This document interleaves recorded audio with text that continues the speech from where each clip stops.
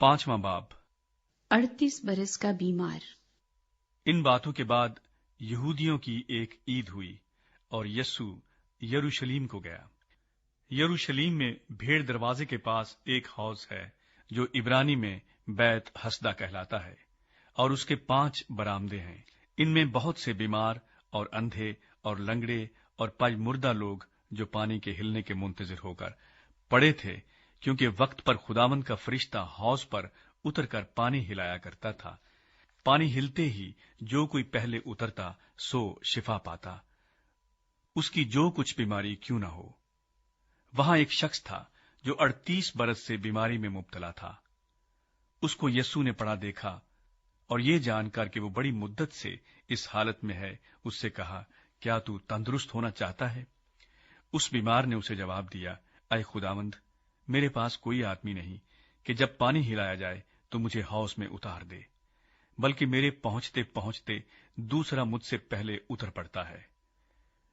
यस्सु ने उससे कहा, उठ और अपनी चारपाई उठाकर चल फिर। वो शख्स फौरन तंदुरुस्त हो गया और अपनी चारपाई उठाकर चलने फिरने लगा। वो दिन सब्बत का था। पस यहूदी उससे, जिसने शिफा पाई थी, कहने लगे कि आज सब्बत का दिन है, तुझे चारपाई उठाना रवा नहीं। उसने उन्हें जवाब दिया, जिसने मुझे तंदुरुस्त किया उसी ने मुझे फरमाया कि अपनी चारपाई उठाकर चल फिर। उन्होंने उससे पूछा कि वो कौन शख्स है जिसने तुझसे कहा, चारपाई उठाकर चल फिर। लेकिन जो शिफा पा गया था वो न जानता था कि कौन है, क्योंकि भीड़ के सबब से यस्सु वहां से टल गया था। इन बातों के बाद वो यस्सु को हैकल में मिला। उसने उससे कहा, देख, तू तंदुरुस्त हो गया है, फिर गुनाह न करना, ऐसा न हो कि तुझ पर इससे भी ज्यादा आफत आए। उस आदमी ने जाकर यहूदियों को खबर दी कि जिसने मुझे तंदुरुस्त किया वो यस्सु है। इसलिए यहूदी यस्सु को सताने लगे, क्योंकि वो ऐसे काम सब्बत के दिन करता था। लेकिन यस्सु ने उनसे कहा कि मेरा बाप अब तक काम करता है और मैं भी काम करता हूं।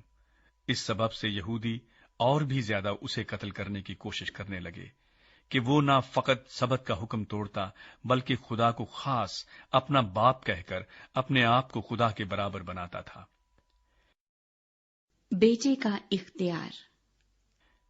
पस यस्सु ने उनसे कहा, मैं तुमसे सच कहता हूं कि बेटा आपसे कुछ नहीं कर सकता सिवा उसके जो बाप को करते देखता है, क्योंकि जिन कामों को वो करता है उन्हें बेटा भी उसी तरह करता है। इसलिए कि बाप बेटे को अजीज रखता है और जितने काम खुद करता है उसे दिखाता है, बल्कि इनसे भी बड़े काम उसे दिखाएगा, ताकि तुम ताज्जुब करो। क्योंकि जिस तरह बाप मुर्दों को उठाता और जिंदा करता है, उसी तरह बेटा भी जिन्हें चाहता है जिंदा करता है।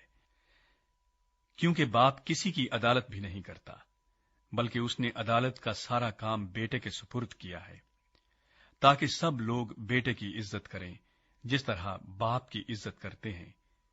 जो बेटे की इज्जत नहीं करता वो बाप की, जिसने उसे भेजा, इज्जत नहीं करता।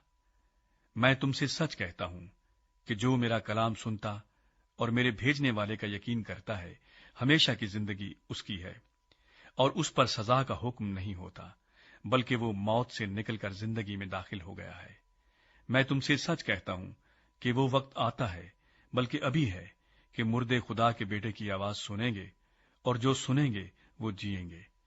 क्योंकि जिस तरह बाप अपने आप में जिंदगी रखता है, उसी तरह उसने बेटे को भी ये बख्शा कि अपने आप में जिंदगी रखे, बल्कि उसे अदालत करने का भी इख्तियार बख्शा, इसलिए कि वो आदमजाद है।